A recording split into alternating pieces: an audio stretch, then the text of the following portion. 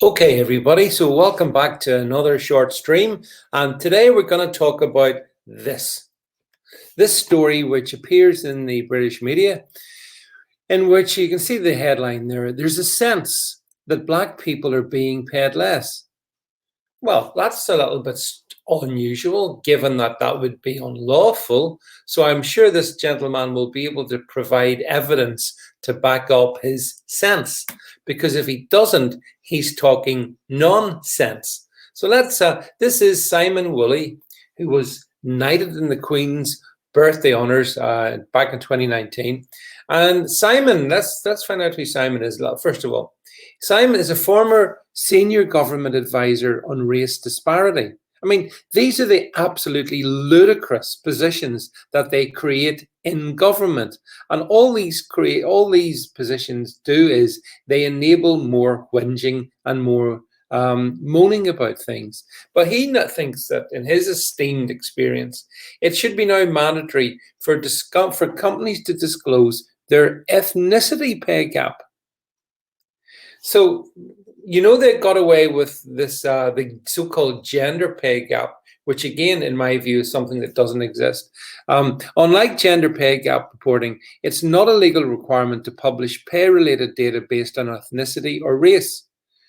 Well, you see, first of all, why are companies being made to jump through these hoops to purely accommodate those who have got an agenda? Lord Woolley, there you go. So he's really enjoying the British establishment. Lord Woolley says, it's not a silver bullet, of course, but your company will be more vibrant if people are being paid what they're worth. Well, we really need to dissect that, don't we? First of all, companies are not based on being vibrant. Companies are based on being profitable, being successful. Vibrancy is not a measure. So Simon Woolley, Lord Woolley, is very woolly in his thinking if he thinks that simply by making companies go through these additional administrative hurdles, that somehow will make them more vibrant. Doesn't matter if they're vibrant or not. It's absolutely irrelevant. Calls for firms to improve diversity, that word again, and equality in the workplace gathered pace in 2020, a seismic year. So really, why would that might be? Following the deaths of Black Americans, George Fentanyl Floyd, Breonna Taylor, and Ahmaud Arbery, the subsequent series of protests called for an end to racial discrimination, prompted a public outpouring of support from the corporate world. Yeah, all those big corporations, they've all rode in behind the BLM anti-capitalist agenda to try and save their own scruffy necks.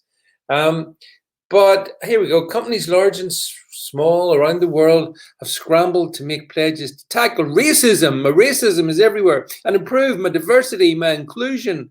And so it goes on. I can't take any more of that. This is more than enough to have gone through. So look, here's the facts in the matter, shall we? Shall we get away, dismiss all this waffle, this woolly thinking from Simon Woolley? In the first instance, it is illegal in the United Kingdom to discriminate against anyone on the basis of their gender, their race, their ethnicity. So I'm not saying it doesn't happen, but I'm saying if it does happen, it's a crime, it's illegal, and the company concerned would be punished. So that's the first thing. In the second instance, the notion that we have to somehow start reporting now on race disparities is only going to set alight the race issue even more, because the assumption is companies are disparate or discriminating against people on the basis of race. They're not. It's illegal. So this whole thing is nonsense. All this is really about doing, if truth be told, is if we go back to Simon again here for 1 second, all this is really doing is this is about race baiting the UK corporate base. And whilst this gentleman has, as far as I'm aware, no evidence to back up anything that he says, because he's a figure of the establishment, and because the likes of the BBC like to pretend that the UK is a very racist country, then they amplify this nonsense. So, as I say, I wonder how it would work, by the way, if we found that there were organizations who were paying black and ethnic minorities more than white people. How would that work out then? Shouldn't you also, by the way, in a company, reward the people who perform the best, who contribute the most? And that should be absolutely with no regard to their ethnicity, their gender, anything like that, their sexual preferences. That it should be totally and absolutely based on meritocracy. But these people want to destroy meritocracy. They want to put in place a sort of identitarian politics, which when it even comes to when it comes to the actual workplace itself, means that the best people can't get the jobs, necessarily the right jobs, because those jobs are going to be reserved for a quota of X ethnicity or Y ethnicity or Z ethnicity. And as I said, to me, this is incredibly destructive. It's not positive.